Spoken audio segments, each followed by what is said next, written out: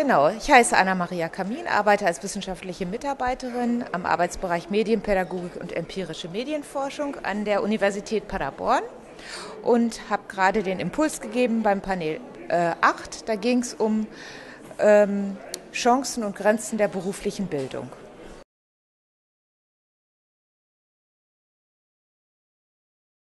Ja, das hat aus meiner Sicht natürlich eine große Bedeutung, weil halt zum einen durch die demoskopische Entwicklung her die Lebensarbeitszeit länger ist. Also wir müssen ja bis 67 Jahren arbeiten. Dementsprechend ist auch der Bedarf an lebenslangen Lernen sehr hoch.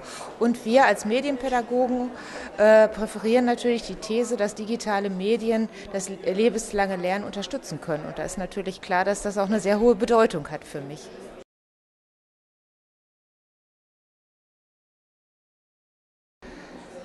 Das Fazit, was ich ziehe, ist halt, dass das Feld so heterogen ist, dass es um Berufstätige ganz unterschiedlicher Berufszweige geht und dass es nicht zu einer einzigen Lösung diesbezüglich kommen kann. Also man muss ganz konkret die einzelnen Berufszweige ganz differenziert betrachten in ihren Bedürfnissen und Bedarfen.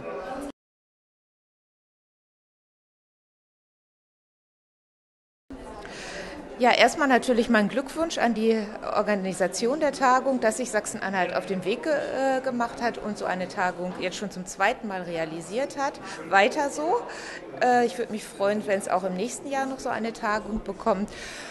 Vielleicht auch noch mal aufbauen aus den Netzwerken, die sich jetzt gebildet hat, weil das ist ja ein sehr großes Anliegen der Organisatoren, dass man sich untereinander vernetzt, dass man irgendwie vielleicht bei der nächsten Tagung Netzwerke, die sich gebildet haben, hier ein offenes Forum gibt, wo sie ihre Ergebnisse vorstellen und wie sie vielleicht vorstellen können, wie sie jetzt weitergearbeitet haben.